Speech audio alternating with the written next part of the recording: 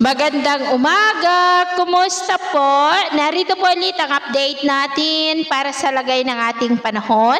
Ngayong umaga po ng May 18, 2026. Sa ngayon po ay walang aktibo na sama ng panahon sa loob at labas ng ating area of responsibility. Ang dating LPA na nasa silangan ng Luzon ay nalusaw na po. Easterlies ngayon ang umiihip sa silangan ng ating bansa at ang habagat ay lumalapit na po dito sa atin pero nandyan pa lamang sa may South China Sea at mayroong intertropical convergence zone naman sa silangan ng Mindanao at ang frontal system ay nandyan po ngayon sa may extreme northern Luzon. At sa atin pong wind map forecast, by next week ay posible nang maramdaman ang unang bugso ng hanging habagat sa kanluran po ng ating bansa na lalong magdudulot ng mas mataas na tsansa ng mga pag-uulan sa may kanlurang bahagi po ng ating bansa.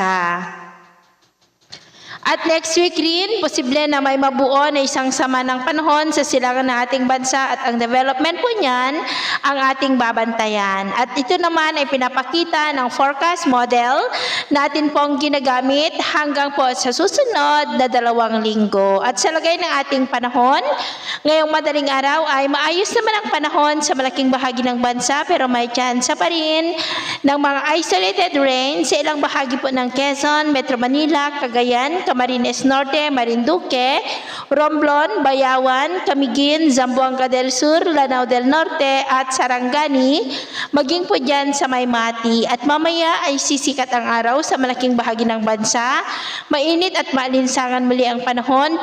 Pero may tsansa pa rin po ng cloudy skies with isolated rain sa ilang bahagi ng Cagayan, Quezon, Camarines Norte, Zamboanga Peninsula, Basilan, Maguindanao at Sultan Kudarat. At mamayang hapon, mas maraming lugar ulit ang makakaranas ng mas maulap na kalangitan with isolated rains, lalo na po sa ilang bahagi ng Northern Luzon, Central Luzon, Metro Manila, Mindoro, Panay Island at malaking bahagi ng Mindanao, kaya mag-ingat po tayo sa banta ng mga pagbaha at pagguho ng lupa.